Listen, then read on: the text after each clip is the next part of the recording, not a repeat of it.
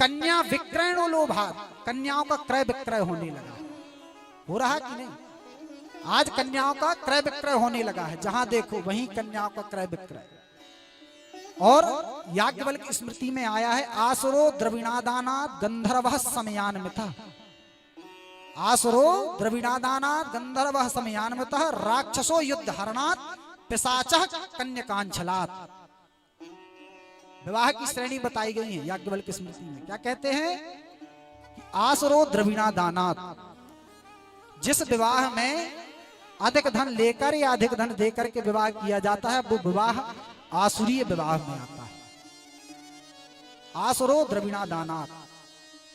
और आज हम विवाह करते हैं, और विवाह में हम पहले ही ठहरा देते हैं, महाराज हमें तो इतना चाहिए, 20 लाख चाहिए, 25 लाख चाहिए, लिस्ट जाएगी। हमें टीवी भी चाहिए बड़ी वाली एलसीडी, वीआईपी सोफा चाहिए, वीआईपी पलंग चाहिए, सब लिस्ट में आजकल लिख करके दे दिया जाता है लड़की वाले को, हमें ये सब चाहिए। और फिर जब वो लड़की ससुराल में आएगी और उसी सोफे पे बैठ के दिन भर टीवी देखती रहेगी, तो फिर पड़ोस में जाकर के शिकायत करेंगे कि बताओ हमारी बहू तो कुछ करता ही नहीं है, पूरे दिन बैठी रहती टीवी देखती रहती है। तो हम तो कहते वो ठीक करती है, वो कोई गलत नहीं करती, बहुत अच्छा करती है। क्यों? क्योंकि जब उसके पिता ने वो सोफा दिया है और तुम्हारे मांगने पर दिया है, तो वो सोफे पर बैठ करके टीवी देखेगी। जब बड़ी वाली एलसीडी आपने लिस्ट में लिख दी कि हमें ये एलसीडी चाहिए, और आज वो बैठ करके देखती है, तो क्या गलत करती है? देखने दो।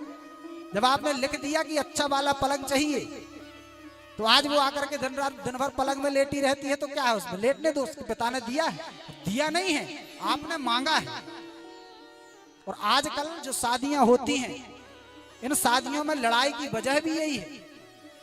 जो आजकल चला है दहेज, ये दहेज ही विवाह में तलाक का कारण बन रहा है। सच हमने बहुत जगह देखा है, बहुत जगह, और हमारे पास तो आए दिन केस आते रहते हैं तलाक वाले, बहुत से केस आते हैं, महाराज जी तलाक करवाना, महाराज जी तलाक करवाना।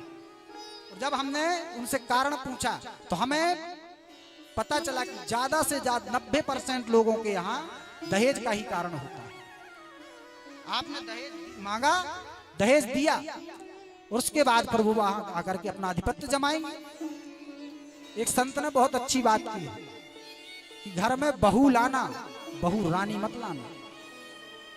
घर में बहू लाना, बहू रानी मत लाना।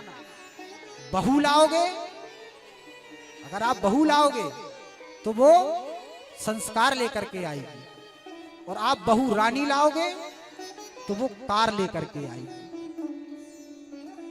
तो जो संस्कार लेकर के आएगी, जो संस्कार लेकर के आएगी, वो आपके घर को स्वर्ग बना देगी, और जो कार लेकर के आएगी वो आपको जीते जी स्वर्गवासी बना देगी। जो कार लेकर के आएगी वो अपनी सरकार चलाएगी, कार लेकर के आएगी वो अपनी सरकार चलाएगी।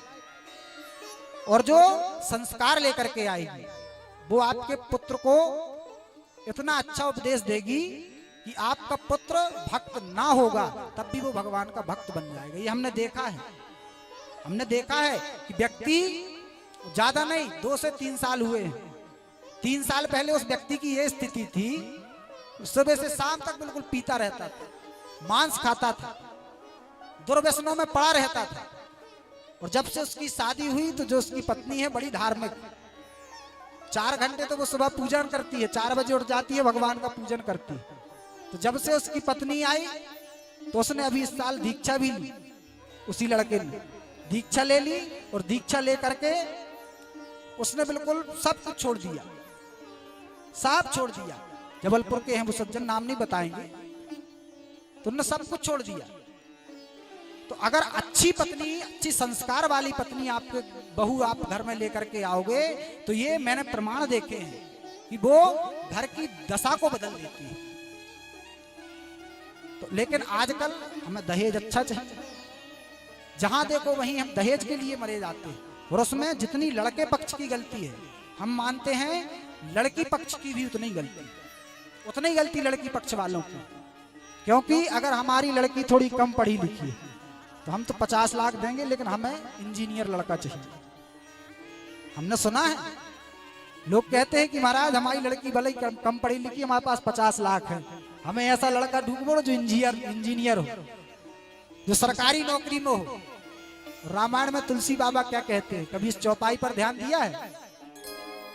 जो घर बर कुल होय अनूपा, जो घर बर होय अनूपा, जो घर बर कुल होय अनूपा, जो घर बर कुल होय अनूपा, करिए विवाह सुता अनुरूपा, करिए विवाह सुता अनुरूपा, करिए विवाह सुता अनुरूपा, करिए विवाह सुता अनुरूपा, करिए विवाह सुता अनुरूपा। जो घर बर कुल होए अनूपा, वो करिए विवाह सुता अनुरूपा। जैसे आपकी पुत्री है वैसे ही लड़का ढूंढो, वैसे ही लड़का ढूंढो। अगर आप चाहते हो कि वो जीवन भर खुश रहे तो उसके लिए जैसी वो है उसके लिए वैसे ही लड़का ढूंढो। ये नहीं कि पैसा है तो पैसे में हमने लड़के को खरीद लिया। एक संत कहते थे कि आज जब बच्ची छोटी होती है तो उसके पिताजी उसको एक खिलौना ला करके देते हैं, खरीद लाते हैं, खिलौना ला करके देते हैं। खिलौना ला करके दिया, वो कुछ दिन उस खिलौने से खेली और फेंक दिया।